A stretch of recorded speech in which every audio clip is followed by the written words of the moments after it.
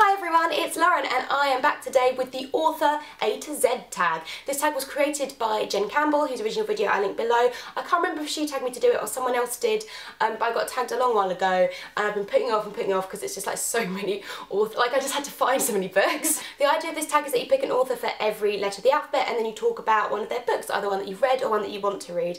I'm really sorry, I haven't done Q and I haven't done X because I couldn't think of authors that I knew about that started with those letters. And okay, I could have done some research and found some out, but I didn't want to, so I didn't. So we have 24 authors to get through, so let's just get started. A is Chimamanda Ngozie Adichie, of course, because I love her, and the book I've chosen is The Thing Around Your Neck, which is a collection of her short stories, because it really gives you a great idea about her writing style and the themes she talks about, and I think it'd be a great place to start with her. B is a Bronte, but it's Anne Bronte. Going a little bit crazy there. And I picked The Tenant of Wildflower Hall because I bought it recently. I really want to read it soon. C is Michael Cunningham, and I've picked The Hours. I just love this book. It is about Virginia Woolf writing Mrs. Dalloway. It's about a woman in the 50s, I think, reading Mrs. Dalloway, and then a woman in the present day whose life kind of resembles Mrs. Dalloway, and it's just beautifully written. I've read Mrs. Dalloway and The Hours, and I want to kind of go back and read them both again because I just feel like there's so many links and it's just beautifully written, very clever idea, and I love it. D is E.L. Doctorow's Ragtime. This is a book set in 1906, I think, in New York, and it's about lots and lots of different things. It's about real life people like J.P. Morgan and Henry Ford and how everyone's kind of linked together. It covers so many issues like class issues, race issues, and it is a really interesting book about what America was like at that time.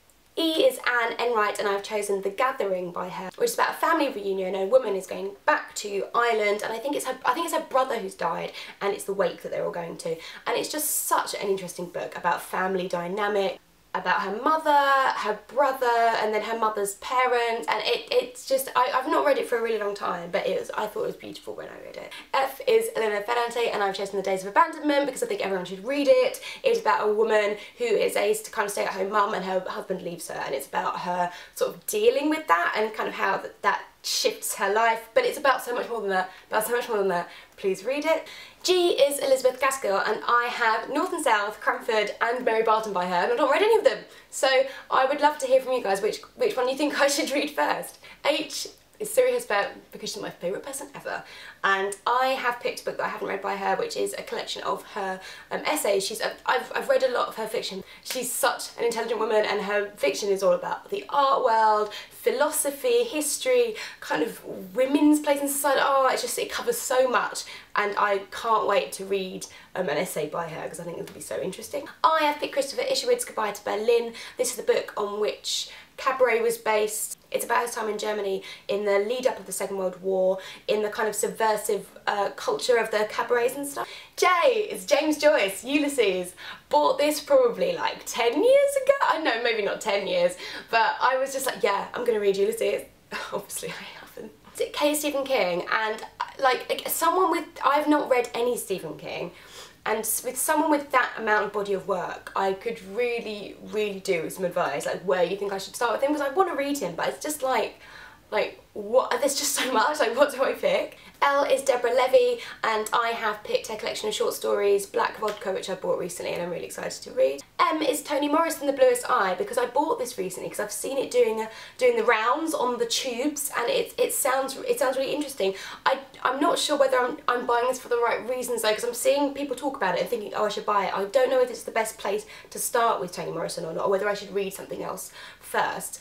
So from the people who've read it, let me know, I'd be really interested to hear. N is Sandra Newman, who wrote The Country of Ice Cream Star, which I've been talking about loads because I bought it and I talked about it, and it's been in my TBR and I talked about it, and I'm probably going to read it this month, so it'll be my wrap-up when I talk about it, so be prepared to hear more about Ice Cream Star. O is Joyce Carol Oates, and I've picked the only book I've read by her, which is Blonde, but I absolutely loved it. It's a story of Marilyn Monroe, obviously fictionalised and imagined and all of that stuff, but it is beautifully written, so interesting, and it really made me want to find out more about her actual life to see like how much was fact compared with fiction, but it was amazing, an amazingly ambitious project. P is Anne Patchett, Bel Canto, which I bought recently and really excited to read. Q is dead, we forget about Q, but R is Christina Rosetti, and I have something a little different. I have a little black classic by her, which I bought. It's Goblin Market, which I've been wanting to read by her for so long, and I was so excited when it came back in this version, because I was like, this is the perfect excuse, because now I can have it, and it's so pretty. S is another of my faves, Ali Smith. It had to be Ali Smith, just because I love her, and I didn't really know what to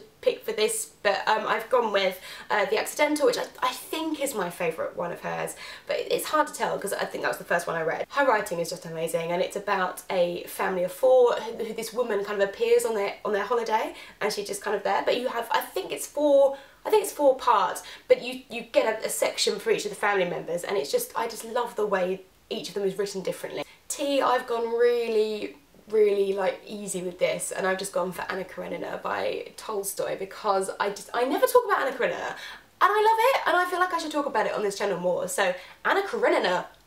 You have chosen John Updike because I like, again, this is the last one, I promise, but this is someone who just has so much that they've written, and I just don't know where to start, and I would really like to read him, but I mean, again, like, I just don't know, I just don't know. V is Kurt Vonnegut, Slaughterhouse 5, because his name begins with V, and I've not read that book yet, and I would really like to. W is Sarah Waters, and I've picked my favourite book by her, Fingersmith, which is amazing. I don't really want to talk about it too much because it would kind of give it away, but just, it was the first Sarah Waters book I read, and I absolutely loved it, and it just got me hooked on her, so I would definitely recommend Fingersmith if you're thinking of Sarah Waters. Y is Richard Yates, and I've chosen Revolutionary Road, which is the only one I've read of his. It's about a couple in 1950s America living in suburbia and kind of not really coping with the monotony of suburban life. And Z, I'm sorry, we're going to finish on a really bad note, but Z is Markus Zusak, The Book Thief, which I just couldn't read. I just couldn't read it. And this is kind of like a cry for help. Explain to me why I should read it, please. Because I started the first few chapters. I got, well, you know, maybe a fifth of the way through, and I'm sorry, I found the way it was written really cringy. Like, I found it really embarrassing. But I don't, like, is it me who's wrong, or is it the world who's wrong? Because I don't understand why I just really couldn't connect with it, and I just hated it, and everyone loves it. So I don't get it. If you can convince me why I should read The Book Thief, then you get a gold star Commenter of the Year award for convincing me, because I just don't get it. I just don't get it. So that's it, we're done. I'm not going to tell anyone because I'm not sure who's done it, because I was tagged ages ago, and this does take a little bit of research. Not too much, obviously, because I didn't come up with like an X. So I'm just going to say, if you want to do the tag, then do it. You have my blessing, and you can tell everyone I tagged you if you like. I'd be fine with that as well. Thanks for watching, everybody, and I will see you in my next video. Bye! I have heard really good things about Franny and Zoe. Again, I don't know too much about it, other than it's just one of them famous ones, in it. I would like to give Sandra another go. I also bought Matilda by Bronte, but look how nice that is. Oh, they're going to make such a nice pair.